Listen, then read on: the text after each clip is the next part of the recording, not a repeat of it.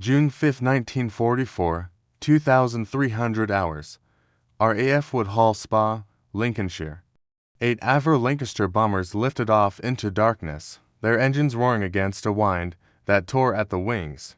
Inside each fuselage, 14 men sat crammed together, double the usual crew watching through holes cut into the nose as England disappeared beneath them. Their bomb bays carried no explosives, only thousands of aluminum strips, each exactly 27 centimeters long, glinting silver in the moonlight. If you're enjoying these hidden World War II stories, hit like and subscribe to stay with us. Drop a comment with where you're watching from. Let's keep history alive together. Below the bombers, 18 wooden boats fought through a force 6 gale, waves crashing over their bows, each vessel towing a barrage balloon with a radar reflector swinging wildly in the wind. By dawn, German shore batteries near the camp would fire hundreds of shells at an invasion fleet that didn't exist. Not a single ship, not a single soldier, just aluminum foil, balloons, and 8 aircraft flying perfect circles in the dark. And in that moment, watching those muzzle flashes light up the French coast, the British crews realized they just pulled off the greatest radar deception in military history. A deception so complete that Hitler himself would refuse to send reinforcements to Normandy for 7 weeks. The Germans had seen it all on their screens. A massive convoy advancing at 7 knots across a 14-mile front. They tracked it, reported it, and fired at it. But there were no ships. To understand how Britain conjured an entire invasion fleet from thin air, you have to go back to 1943, when the telecommunications research establishment at Malvern became obsessed with a simple question: what does radar actually see? The German Sea-Tac coastal radar system was formidable. Operating at 368 to 390 MHz, it could detect vessels at ranges exceeding 35 kilometers. German operators were veterans. They'd been tracking Allied convoys for 4 years. They knew what real ships looked like on their screens. The resolution was approximately 480 meters, enough to distinguish between warships and fishing boats. Standard military logic said that fooling such a system would require overwhelming force, hundreds of actual vessels creating false echoes. You couldn't fake an invasion fleet with party tricks, but Dr. Robert Coburn and his team at Trey understood something the generals didn't. They weren't trying to fool the operators, they were trying to fool the machines. Radar works by sending out a pulse of radio energy and measuring how long it takes to bounce back. A 10,000-ton cruiser returns a strong echo. A fishing boat barely registers. But here's what the British scientists discovered. The radar can't tell the difference between a signal bouncing off steel and a signal bouncing off a cloud of aluminum strips. What matters is the total surface area reflecting energy back to the receiver, not the ship. The reflection. A single Lancaster bomber, flying a carefully choreographed pattern while dropping bundles of aluminum chaff codenamed window at precise intervals, could generate a radar signature identical to multiple large vessels. The mathematics were elegant. Since the Sea-Tac's resolution was 480 meters, anything within that radius appeared as a single blip. By dropping window in clouds space every 3.2 kilometers, the bombers could create the illusion of a continuous line of ships. Each aircraft would fly toward the French coast at 180 miles per hour for exactly 150 seconds, covering roughly 12 kilometers while dropping window at timed intervals. Then it would turn and fly away from the coast for 130 seconds. By repeating this elongated rectangular orbit, and by staggering 8 aircraft at precisely 3.2 kilometer intervals parallel to each other, the falling chaff would create a radar echo 14 miles wide, advancing toward France at exactly 7 knots. The standard speed of a heavily laden invasion convoy. On paper, it was perfect. In reality, it required precision that seemed impossible. Wing Commander Leonard Cheshire, commanding 617 Squadron, the legendary Dam Busters, spent weeks drilling his crews for Operation Taxable. Pilots had to maintain exact altitude using radio altimeters, constant airspeed, and perfectly timed turns. Any deviation would cause the Phantom convoy to accelerate, decelerate, or change course, immediately revealing the deception. Each Lancaster carried two navigators and 2 pilots, who rotated duties during the operation. 4 additional crewmen were assigned solely to throwing window bundles through the nose hole, guided by a stopwatch operator with a chart. One pilot later recalled, "It was the most tedious flying I ever did. Dead straight and level for 2.5 minutes, then a precisely timed turn, then straight and level again. For over 2 hours in the dark with nothing to navigate by except instruments. Miss your turn by 10 seconds and you've ruined the entire illusion." Theater Squadron Leader John Leslie Monroe, flying Lancaster LM-482, remembered the briefing. "They explained that the Germans would be watching us on radar. If we flew too fast, the convoy would appear to be moving at 12 or 15 knots, far too fast for an invasion force. If we dropped the window too soon or too late, gaps would appear. The Germans would see ships disappear and reappear. They'd know something was wrong." The Lancasters had been chosen because they were the only bombers with the range, reliability, and instrument capability to maintain such exacting patterns for hours over open water at night. They couldn't fight back if attacked. They couldn't take evasive action. They could only fly their orbits and pray. Beneath them, a different kind of precision was unfolding. Special Task Force. It consisted of 18 vessels, 8 RAF high-speed pinnaces, and 12 Royal Navy harbor defense motor launches.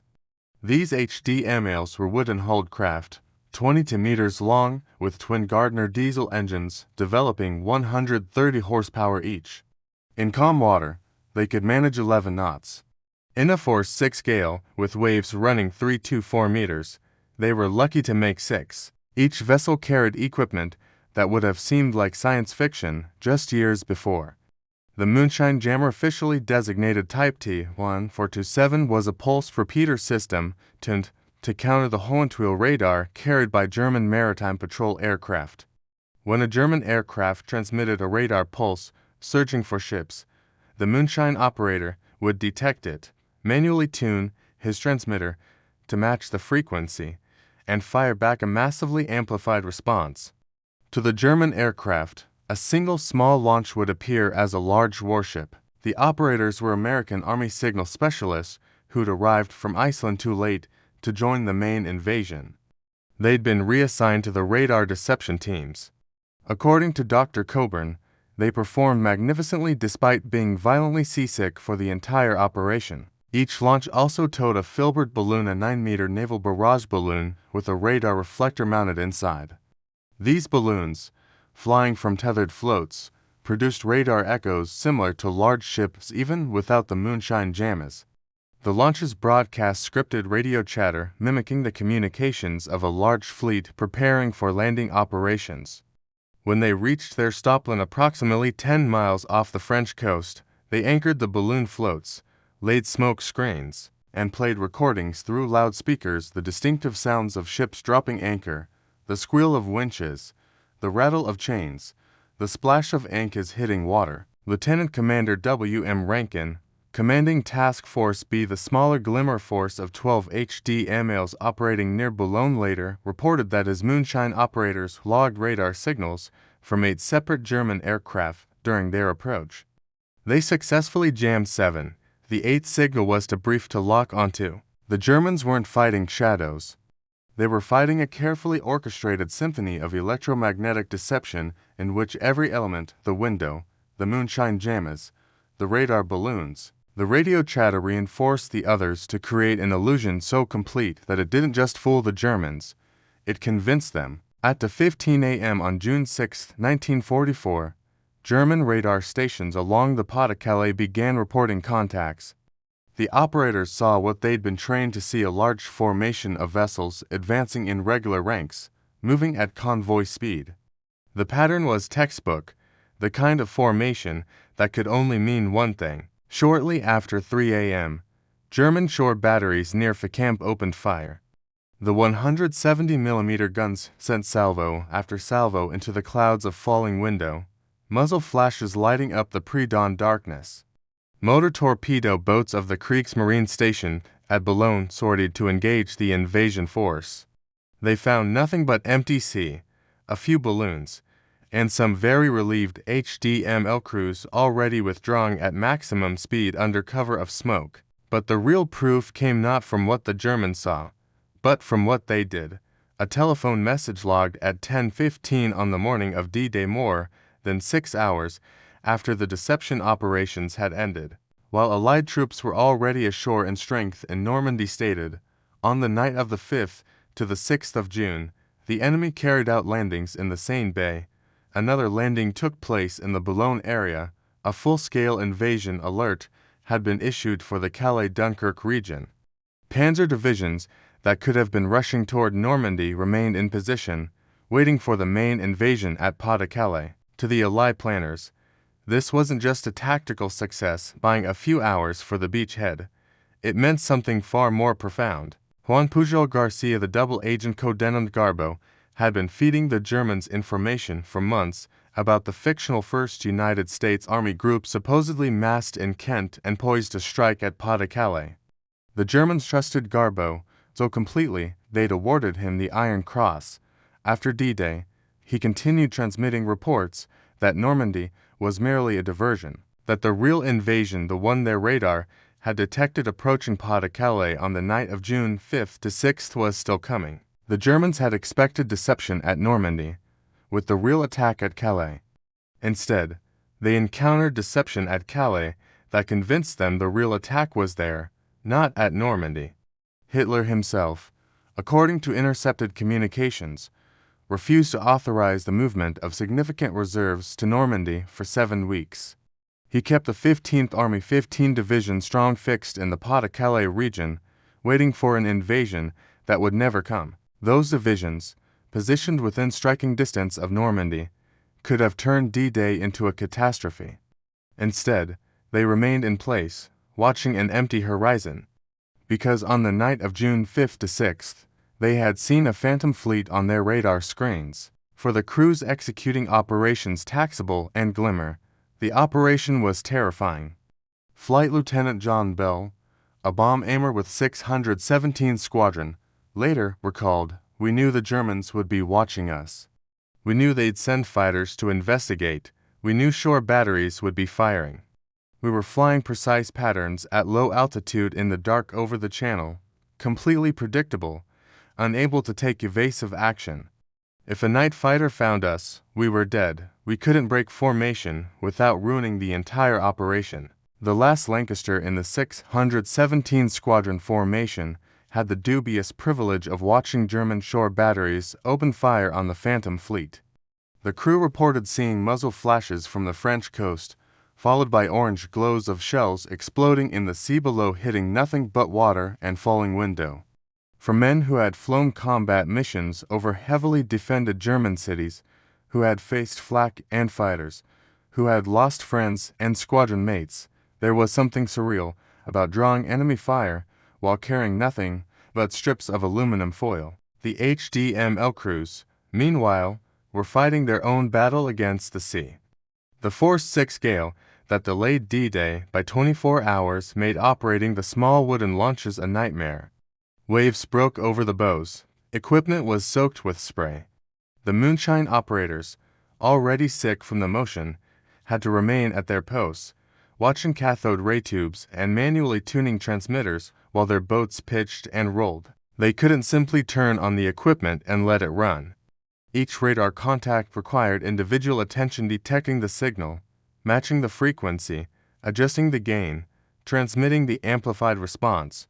For 2 hours in darkness and rough seas, operating equipment they'd trained on for mere weeks, these men created the electronic signature of a fleet. The success of Operations Taxable and Glimmer depended on hundreds of individual acts of skill and courage. The pilots maintaining exact altitude and airspeed for hours. The navigators calculating positions without GPS over open water.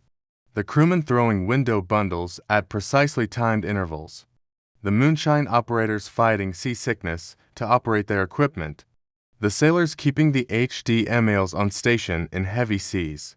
The radio operators maintaining the scripted chatter. Not one of these tasks was impossible, but executing all of them simultaneously under combat conditions, in darkness, for hours, with absolute precision.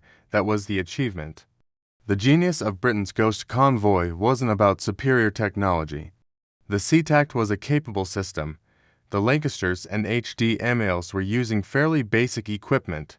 The genius was in understanding that the Germans would interpret ambiguous signals in the context of what they already believed. Operation Fortitude had spent months building the story of FUSAG and the Pas-de-Calais threat.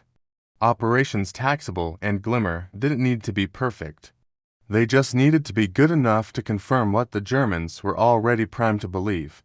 German intelligence had been sophisticated, thorough, and in many ways correct. They knew the Allies would use deception. They knew about window, they called it double, and had developed it themselves. They knew radar could be fooled. What they got wrong was assuming that knowing about deception would be sufficient protection against it. This wasn't a failure of German technology or German intelligence. It was a failure to understand how deeply human judgment could be shaped by apparently reliable technical data. The SeaTac operators were experienced professionals. They'd tracked real convoys for years. When their screens showed a massive formation advancing at convoy speed, maintaining perfect formation, they did exactly what their training dictated. They reported an invasion fleet. Their commanders, who had been expecting an invasion for weeks, who had intelligence suggesting Pas-de-Calais the likely target, who now had radar confirmation, did exactly what sound military doctrine required.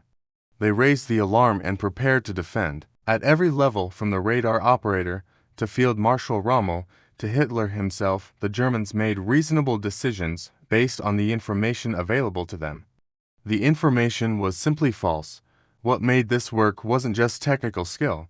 It was a profound understanding of how expectation shaped perceptions, how a carefully constructed lie can be more believable than the truth. When Field Marshal Rommel finally reached Normandy, having been in Germany for his wife's birthday, he found the Atlantic Wall breached and Allied forces firmly established. The panzer divisions he desperately needed were still in Pas-de-Calais, waiting for ghost ships that had already sailed. On paper, deception operations were supposed to buy hours, perhaps a day. Operations Taxable and Glimmer bought 7 weeks. They worked because they didn't try to hide the truth. They buried it beneath a more convincing lie told in the language of radar echoes and radio transmissions, told with such precision and attention to detail that it was more believable than reality itself. The crews of 617 Squadron and 218 Squadron, the sailors aboard the HMALs, the scientists at Trey who designed the operation, none of them knew whether it would work. They knew only that it had to work, because the alternative was unthinkable. The Phantom Convoy crossed the Channel on June 5 to 6, 1944, without a single ship, carrying not a single soldier or a single round of ammunition. Yet it pinned down 15 German divisions for 7 weeks, effectively removing them from the battle as surely as if they'd been destroyed. The cost was 18 small boats, 24 aircraft sorties, and thousands of strips of aluminum foil.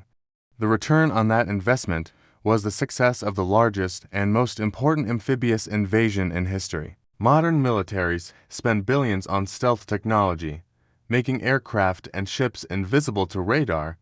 Operations Taxable and Glimmer achieved something more remarkable. They made non-existent ships visible on radar in exactly the pattern that would be most convincing.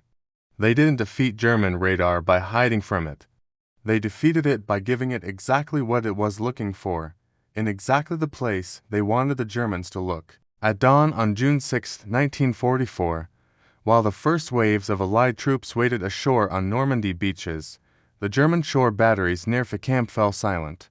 The invasion fleet they'd been firing at had vanished, not because it had withdrawn, but because it had never been there. The Ghost Convoy had served its purpose.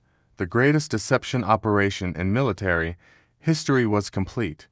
And somewhere in the gray waters of the English Channel, floating amongst the waves, thousands of strips of aluminum foil, each one exactly 27 centimeters long, slowly sank beneath the surface, taking their secret with them into the deep.